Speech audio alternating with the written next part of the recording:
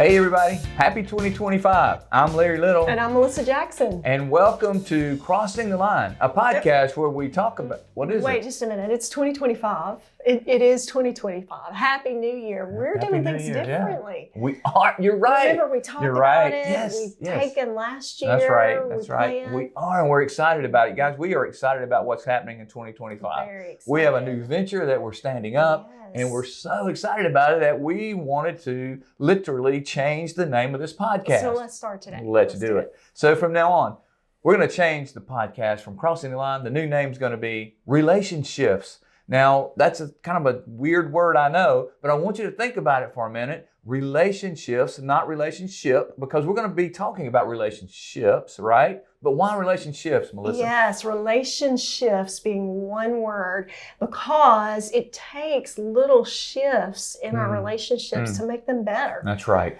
We're gonna give you tools, resources. We're gonna encourage you. We're gonna help you. We're gonna show you, and we're gonna use digital technology to do this. We're gonna use apps, and we're so excited about content, podcasts. Yes, it's gonna be so good to help you to shift your what? To shift your communication, to shift your behavior, to help your relationships be better, to shift your mind and your mindset. We're not gonna just say you need to go do that. Nope. We're gonna show you. In fact, we're gonna walk with you as you do that. I'm pretty excited about this. I am so excited because little shifts go a long way.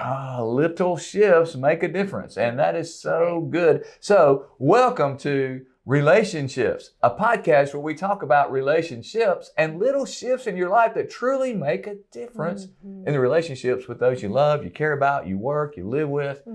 This is gonna be pretty cool. It is. So we're headed that direction. You know, being a new year, we need to talk about too. Most of us make resolutions. We're trying new things. We're intentional. Our mind is in that direction too. Let's do some things different.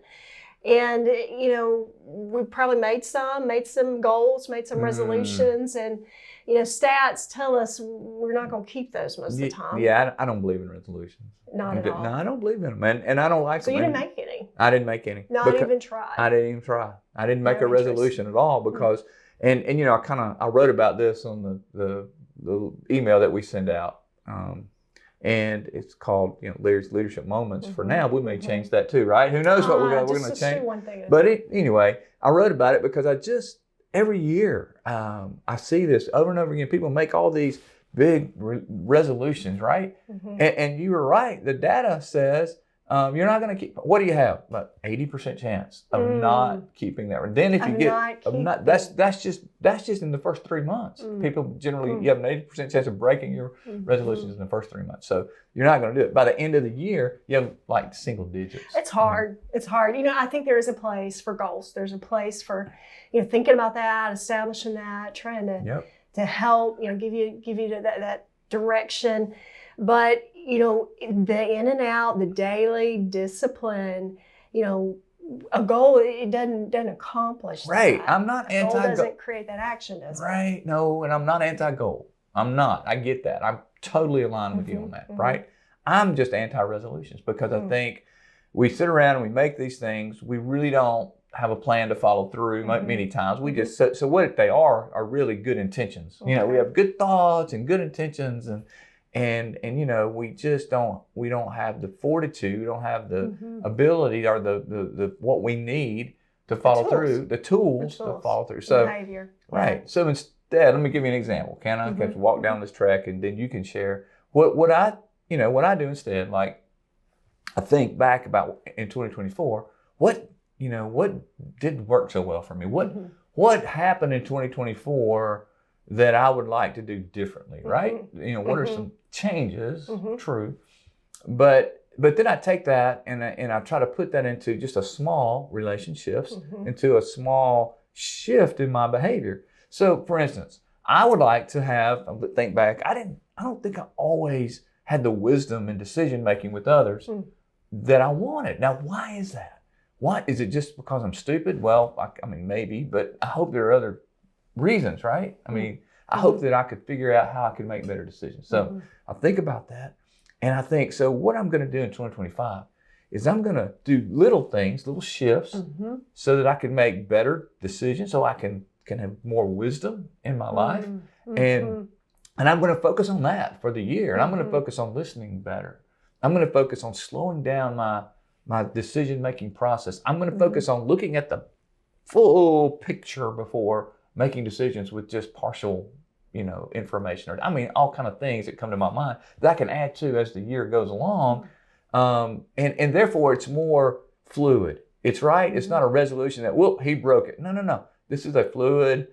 These are some things I'm going to work on through the year. I'm going to work on my decision making. I'm going to work on having more wisdom in the relationships that I care about. How can I better nurture them? How can I better understand them? So you see what I'm saying? I mean, sounds like you're using a word. Yeah.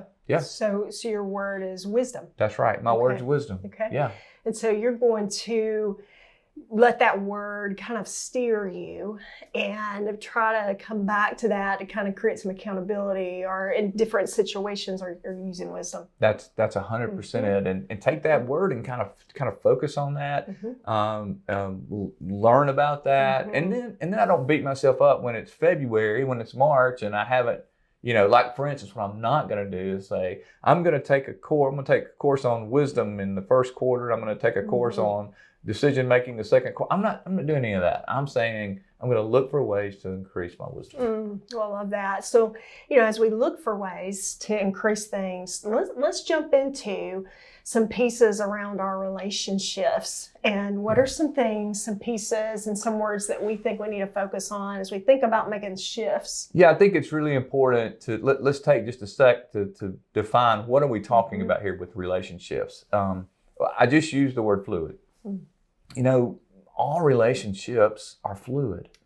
And we know this. We've studied this for years. You and I have really dedicated our lives to studying relationships, right? So we know they're fluid.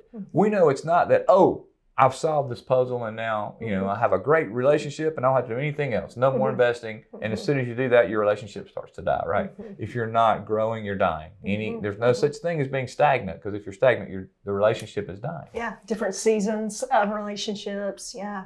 So what I think has happened is, in the past, we think about that. People get overwhelmed trying to invest in relationships because they get all of this information. You got to do these things. You got to do that. You got to hear. And there's so much, and it's so hard, and they have to keep trying.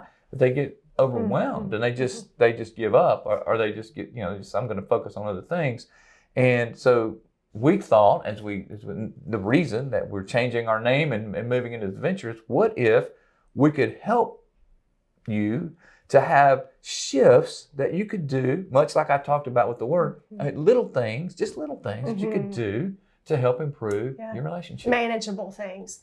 Things that if you spend just a little bit of energy, if you have just a little bit of awareness, if you have just a little bit of desire, you can do something a little bit at a time. And then over time, you can look back and see how it compiled, how it built off of one little situation to the next. And then over time, you can see this wave, this difference, and you can feel like, I could accomplish that. I did something that now I'm looking back and I can see the impact that it had on the relationship. That's 100% right. We know data tells us that incremental change is way more sustainable, right, than mass change many times. So it comes to exercise, it comes to eating habits, whatever it may be, those little increments. Just the little increments. So we're applying that to our relationships.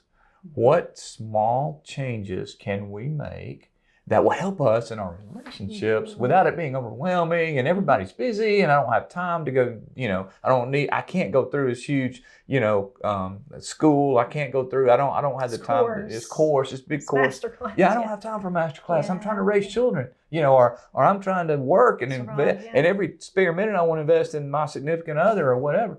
So, okay, we hear you. And I think we've got a pretty good solution. So what do you need to start this process? What do you need to start this incremental shift, if you will? Give us some tips, give us something. And so our first thought was that, we need to make sure that we're setting ourselves up to choose. We're making sure that we're giving ourselves a choice. that we're slowing down our mind enough to realize that, no, wait a minute, I can choose to make little changes. That's right. Sometimes some of our personalities are so strong that, it's all or none. We gotta make this change, and it's got to happen quick, and we need to see results, and we need to take action, and we need to see that the action's doing something and making something different. And so we forget sometimes that, we need to slow down to make sure we're giving ourselves the permission to choose, and we're giving ourselves the energy and the thought process to really set ourselves up to actually make a choice, not act or not act, but to give ourselves a choice. Yeah, this is important to me because this is where I think most people fail when they try to work on their relationships, because they allow their feelings to drive their behavior. They get hurt in a relationship, or they get angry in a relationship, or they get fearful, they get frustrated, so they don't act. And or they wake up and they just don't feel like it. They've got other things going on, so here's the deal. You need to think, and I truly believe this is true, think about relationships and investing in them much like you do if you want to lose weight, or if you want to build muscle, or if you want to exercise and just get healthier. Yeah, whatever. If I said, okay, I have a little workout routine, just from a personal point of view for a minute, roughly 5 days a week, just a little easy thing that I do, but I do it. If I depended on my feelings to dictate how often I got up in the morning and worked out and did get on my elliptical and do my push-ups and things. If I said, I'm only going to do that when I feel like it, it wouldn't be 5 days a week. It might be 5 days a year. I mean, nobody feels like going and doing push-ups and getting on an elliptical. I don't feel like doing that. But I choose to do it because I've made a conscious choice to just try to stay as healthy as I can be, right? Or just not as healthy as I can be. I'm sure I could be healthier, but to do this to remain relatively healthy, right? But it's a choice. It's not about feeling, I feel like it feels so. No. I'm choosing. So in relationships, there is a choice to shift your behavior. It's a choice. I don't care how you feel. I don't care if you feel like it. No. Are you going to choose to shift your behavior or not? That bottom line. Are you going to choose to use different communication styles or not? Yeah, and so the word is choice. It's choice. And so for some of us, it means just acknowledging that I'm going to give myself a choice. For some others, it's slowing down to put some energy behind the choice. Yep.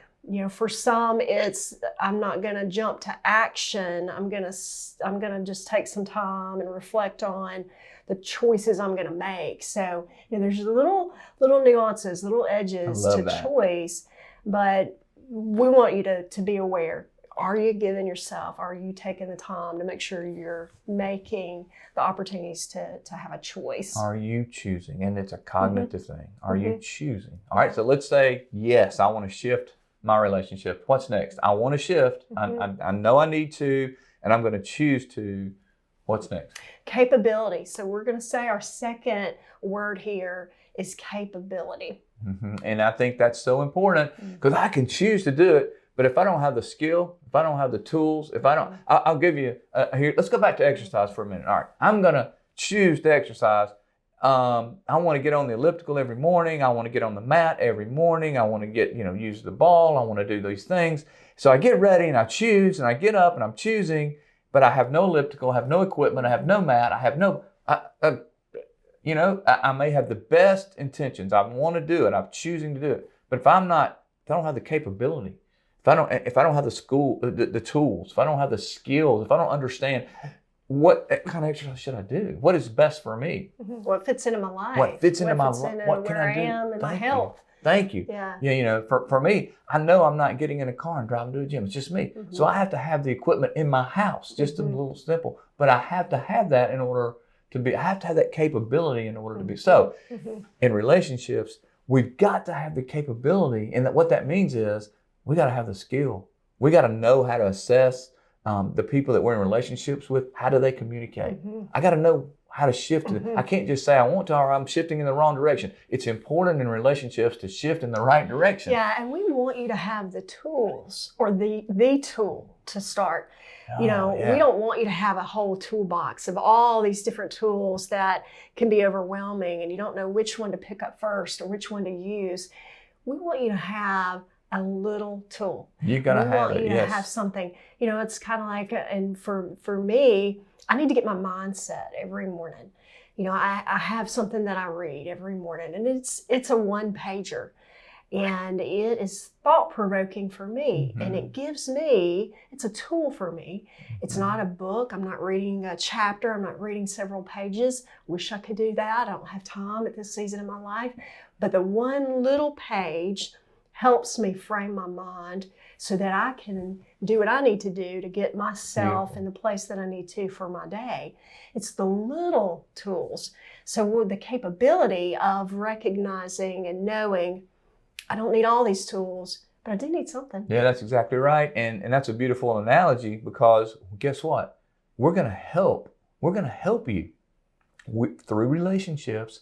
We're going to give you some simple, not overwhelming, not a full toolbox. We're going to give you simple tools. That's right. We're going to provide some capability for you. That's right. It is our mission to Pretty do excited that. about that. It's our purpose. It's our mission. It's what we feel like in this season of where we are, what we can do. And so the capability, we want you to think about that. Where am I? Where am I in my season of life? What makes sense? What's viable? And then we want to provide some of that capability, some of those tools and some of those resources. Robin's going to hate this, our producer, but here's what we're going to say. Stay tuned. We're not telling you right now. Right. It's coming. She's like, tell the people, give them more to come. We want you to be excited with us because it's going to be good. Oh, it's going to be so good. It is. So the capability is important. We're going to choose. That's right. We're going to put ourselves in a position to gain the skills, the tools, the capability. What's the last one? So our third C is commitment. So let's talk about commitment because that can feel overwhelming at times too. Yeah, it really is. We can, listen, I can choose, and man, I'm saying I'm going to do this. I can have the skill, I can have the tools, I can have whatever. But if I'm not committed to the process, what's going to happen is I'll start well, but I'll let things distract me. Yeah. I'll start well. In my analogy of exercise, I'll have the elliptical up there. I'll get up there for 3 or 4 days, but then as soon as something else comes along, I'm distracted. As soon as something gets in my way. Why is that? Because I haven't committed to do this. I've chosen over here, but my choice, I've chosen it, but it's a temporary choice. No. Commitment is the sealant. Commitment is the cement to your choice. I love how you're framing it there and what you're saying. We're not talking about commitment with no failure. No, we're not talking about commitment that I have to get it right all the time or it's not even worth it. We're talking about a commitment that gets reframed a little bit, a commitment that kind of comes into a place of looking at I am going to get on a path here, and I'm going to use it as like a lab. I'm going to go into the lab. And I'm going to start experimenting and I'm going to start trying and I'm going to be committed to something that I'm going to do a little bit and see and practice and try. And so commitment isn't a hard, fast word, right, that we would normally think about. I'm going to be committed. I'm going to do this. I'm going to be committed. And I'm going to be committed to learn, and I'm going to be committed to fail. Well, that working through failure is so important. Now, let's go all the way back to how we started this pod. We talked about why I don't like resolutions. I don't like resolutions because I think the commitment really shoots people in the foot because it's not there. It's not. So it's about being fluid, being able to fail. Go back. If I miss a day of exercise, I'm going to go back on the next day. I'm going to get up and try again. It's about being fluid. It's about in your relationship saying, I'm committed to this process of shifting. If I shift here and it doesn't work, I'm going to shift in another direction, or I'm going to shift here again. I'm going to continue. I'm committed to the process of shifting my behavior, my communication, my mindset in these relationships that are important to me. I'm committed to the process, to the fluidity of the ups and the downs. And I'm not going to let the downs stop me. We are going to fail. Everybody fails. That's part of the process. So the commitment is, I'm committed when I fall, I'm going to get back up again. That's right. I'm committed. Give myself permission. That's right. That's Going to right. give myself permission. I'm going to give myself permission to fail. All right, so tell us the 3 C's one more time. Yeah, so choice. We want to make sure we're diving into that. We're thinking about it a little differently. And then our capability. We're going to walk with you in that. We're going to give you some capability. We're going to further your capability. We're going to help you in that area. And then commitment, that we're going to come alongside of you. And we're going to learn about ups and downs and failures and trials and permission and all the things that make up the ability to have some true shifts. So I very rarely do this, but here's what I'm going to do, Melissa. And you can back me up on this, or you can say, you're crazy. But here's what I believe. If those that are listening to this pod, if those that we have contact with, if they truly get committed to RelationShifts, if they truly say, I'm going to be a person that buys into relationships with those things we just talked about, if they do that, it will change their relationships in their life. It will change their relationships. It will help their relationships to be stronger. It will help their relationships to be more healthy. It will help them to be overall find more joy in their life. I can promise you, if you work on this and learn to shift, it truly will make a difference in your life. And it will become an attitude, or become, a purpose of how you're choosing to live and operate and behave. And it'll impact all of your relationships. Yeah, absolutely. Your children, your grown children, your spouse, your partner, those that you work with. It's going to impact all of those relationships. That's right. Because one area bleeds into other areas, and those shifts begin to permeate in every area of your relationship. So I'm super excited about this. I am too. So as we land this plane, let's go back to what we talked about, the word. And I said, I'm going to work on this wisdom.